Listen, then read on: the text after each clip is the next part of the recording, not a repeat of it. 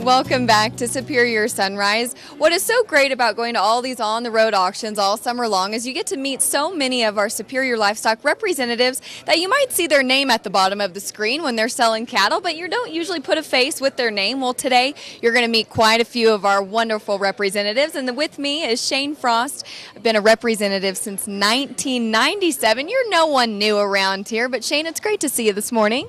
Yeah, well, thanks. Nice to be here in Steamboat. Yes. You're right. Kind of cool up here. We love that. And you're going to be having cattle on the auction today as well as tomorrow. And you're really in the Utah-Idaho region. Talk about the cattle that you're going to have offered today as well as your customers that you adore so much. Well, I've been here since '97. Most of my customers have had right from the get-go. Very proud people. I mean, a lot of them aren't big ranches, but they have the genetics that they've changed since I've been there. We used to sometimes sort more calves off than we took. And, they went and bought better bulls and now have turned those into their replacements. And it's just amazing the genetics that I deliver now that wasn't there 15 years ago. Right. Yeah, exactly. Do you think that it helps with our value-added programs? Is that something that you suggest to all of your customers in that region? That's, all my calves will have some VAC program. Most of them a lot of them are agent sourced, NHTC. They're all doing the programs. When I first started, I had to go vaccinate a lot of the calves because those guys had never done it. And now it's just kind of the general rule that I tell them we don't have to, but it sure helps. Yeah. Yeah, and they listen to you. That adds a little more money in their pocket, but you're being pretty humble because when we see Shane Frost cattle sell on the auction, there's icons that fill up the entire bottom of the screen, and we love to see that. But I know that you are developed so many great friendships and relationships with so many of your customers. So talk about their operations and how impressed you are with them. Well, it's, they're just good-hearted ranch people. Loyal people that work hard.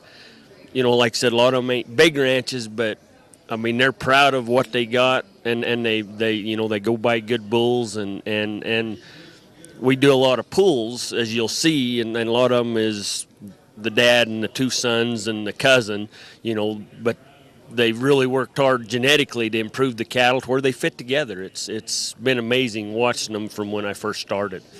Well, I know that they adore you as their representative. And talking about the father and son relationships and generations back, I'm going to talk about you here for a second and your family tree.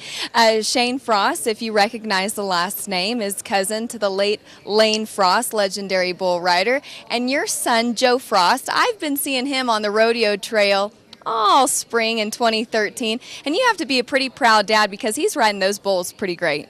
Well, yeah, he is. I guess he's living the dream. He's getting to see a lot of the country and actually finally winning some money. Last week he was pretty excited. He moved up to 19th in the world. Wow. And I says, yeah, but that's not the goal. It's number one. Hey, you're being pretty hard on it, but that's the truth. Yeah. And talking about the world standings, especially after the 4th of July run where there's so many rodeos that are available to them, the world standings, as you will know, it changes so frequently. You might have a tie-down roper like Cody Old, for example. He was 35th. Well, after the 4th of July run, he's 8th now. So those world standings do play a huge part. And used to we had to wait for the sports news to come out. And now you can look on the internet every day and they're updated, and that's where Joe had looked on the internet, and I think he forgot to finish the week after he did that. But Well, I have a cute story about you, or maybe I shouldn't say cute, but you don't know I'm about to ask you this. I heard when you were rodeoing that you would maybe put a bed in the back of your truck and sleep back there, and not only that, did you have to get tied in just to make sure you weren't going to fall out? Yeah, our bed was level with the truck, and after we thought it was a really great way to travel, but after you laid on her, you was afraid you was going to roll off, so we tied ourselves to the mattress, and that probably wasn't the safest thing, but This was, in the late 80s, so Will things it were work? different then, yeah. Well, Shane, thank you so much for visiting with me this morning on Sunrise, talking about all your great customers. We're going to be watching your cattle sale today and tomorrow, and thanks for sharing some of your rodeo stories. Into the sale tomorrow. Yeah. Everybody stay tuned tomorrow for Shane Frost's Great Cattle. Well, thank you so much. And folks, when we return, another great representative right here from Superior Livestock. Stay with us.